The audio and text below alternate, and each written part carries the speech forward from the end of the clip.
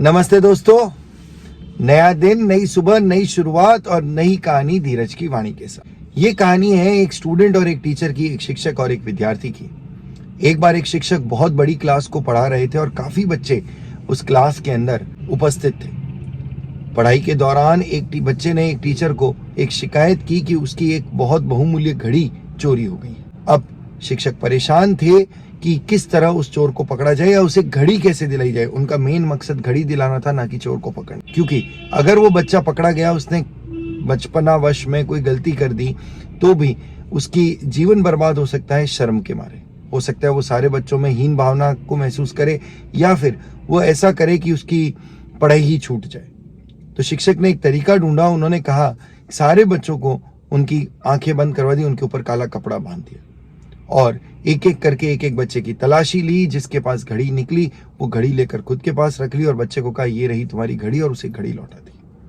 जिस बच्चे ने चोरी की थी उसे बड़ा गंदा महसूस हुआ, लेकिन फिर भी वो खुश था क्योंकि उसकी बेइज्जती होने से बच गई। टीचर ने किसी को भी उसके बारे में बताया नहीं कि किसने चोरी की थी, इसलिए वो खुश था। वहां पर उसने सुधरने की कोशिश की और वहां से उसने खूब मेहनत करके अपना जीवन सुधार लिया और एक बहुत अच्छा बिजनेसमैन बन गया।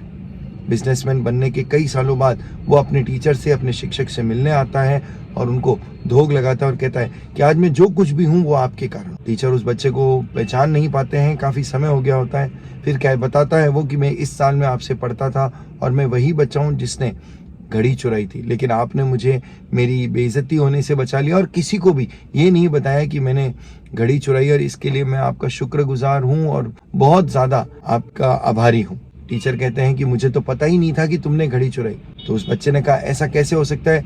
उन्होंने ये बताया टीचर ने कि जब मैंने तुम सबके आंखों पे काली पट्टी बांधी थी तब मैंने भी अपने आंखों पर काली पट्टी बांध ली थी। मैं नहीं चाहता था कि मैं तुम्हें हर वक्त चोर की नजरों से देखूं और मैं आगे पढ़ाने में असफल हो पाऊं।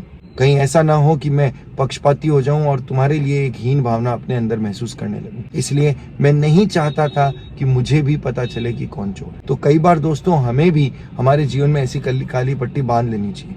लोगों की बुराइयां न देखकर हमें अपने कर्तव्य को करते रहना चाहिए।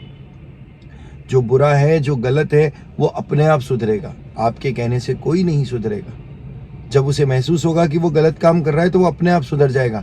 उल्टा अगर आपने उसकी गलतियां उसको गिना दी तो आप उसके हर काम में उसमें गलतियां ही ढूंढ रहे होगे, चाहे वो कितना ही सही काम क्यों ना कर रहा हो। तो कोशिश कीजिए कि आपसे कभी भी कोई आपकी नजरों में ना गिरे। काली पट्टी बांध लें। जब लोग गलती कर रहे हो, आपसे कोई गलत कर रहे हो तो जरूर उस पर ध्यान दें, लेकिन नॉर्मली अगर वो कोई गलती करते हैं तो आपको उस चीज को, उसको सुधारने की आवश्यकता नहीं है।